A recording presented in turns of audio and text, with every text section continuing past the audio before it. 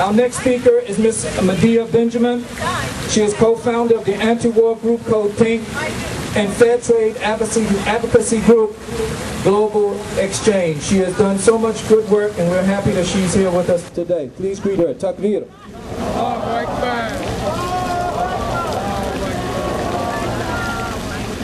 Yes, thank you so much for giving me the chance to speak today. I wanted to touch on a couple of things that are happening that are so relevant to this gathering today. And one of them is the wave of Islamophobia that is sweeping this country. You know the controversy that's been caused because of the plans to build the Muslim Community Center in downtown Manhattan. And it's positive that people like the mayor, Michael Bloomberg, have come out and said this is precisely what the American Constitution is about: freedom of religion, freedom of speech. But it is so heartbreaking to see people throughout New York and the United States using this as an excuse to spew hatred against people who practice the Muslim faith. And we saw the result of that.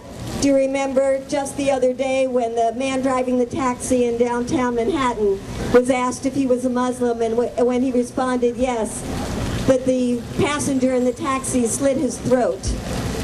And this is the kind of hate crimes that results when we have leaders in this country, or supposed leaders, from both the Democratic and Republican parties who feed into this Islamophobia. There is a group you probably heard about, a church in Gainesville, Florida, that is threatening to burn the Quran on September 11th. You have heard about this? Yes. Well, I am a secular Jew, but I am horrified at the idea of somebody thinking that they can take the holy book of another people and burn it. And that is applauded by those who are part of this preaching of Islamophobia. And I am also appalled at what this really feeds into. And that is the idea that the U.S. is indeed in a war against Islam. And that reinforces the myth that the only democracy in the Middle East is Israel, and that we as the United States must continue with this unconditional support for Israel. So as a secular Jew, I feel obligated, and I am working now hard in the Jewish community to build bonds of friendships between Muslims, Arabs, between Muslims, Jews, and to recognize that we are all indeed one humanity. And the other issue I want to bring up is this issue of peace talks.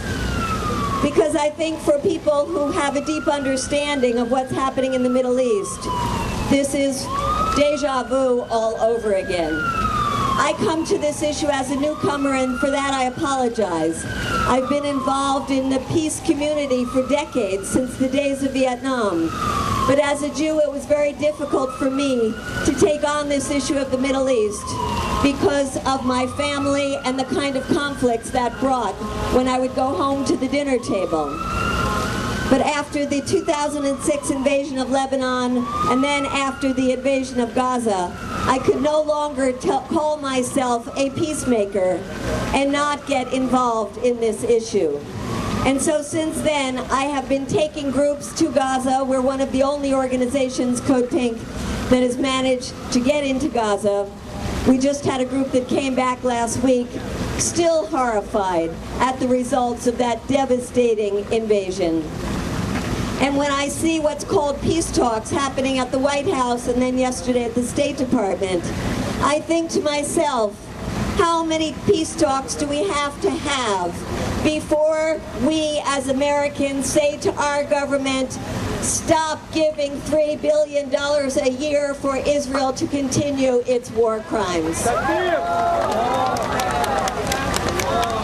I say, how many peace talks do there have to be before we force the Israeli government not to freeze the settlements, but to dismantle the settlements according to international law?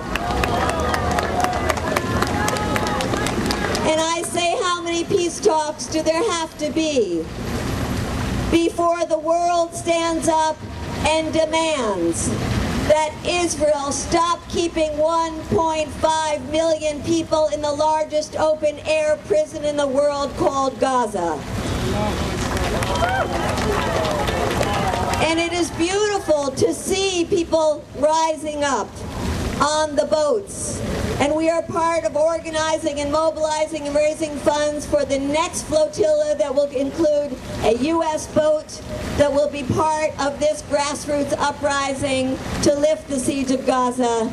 And we recognize that it is actually us, the people in the grassroots, that are forcing our governments and forcing the world community to do what the world community should be able to do, which is stop the inhumane treatment of the people of Gaza, who only want to live their lives like everybody else. They do not want more humanitarian aid.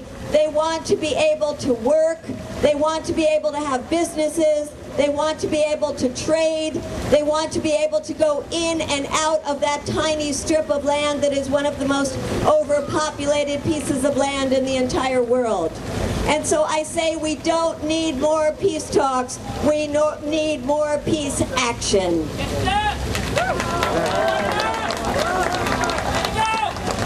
And finally, I just want to close on a more spiritual note, because this is the time, a holy time for you in Ramadan. And this is a time when you, as a people, search for how you can help people who are most in need. And I say, as a Jew, it is also a time for me to search for how to help people who are most in need. And that crosses religions, it crosses ethnicity, it crosses national boundaries. Because it forces us to look deep inside ourselves to recognize that indeed we are one humanity, and indeed no matter who we look towards for spiritual guidance, we know that we are put on earth not to accumulate more goods, not to look out only for ourselves and our immediate family, but to do something to show kindness and compassion and love for the entire human family.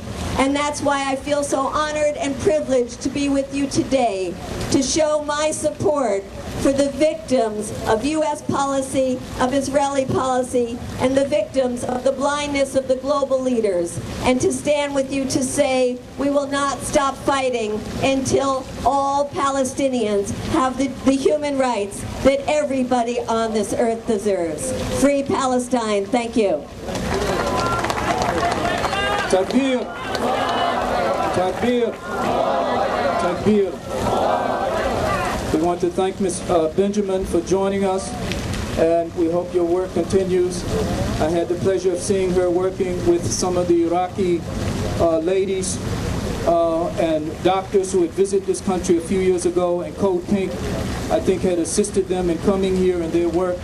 And she's doing great work, and thank you for your bravery in standing with us today and the Palestinian people. Thank you.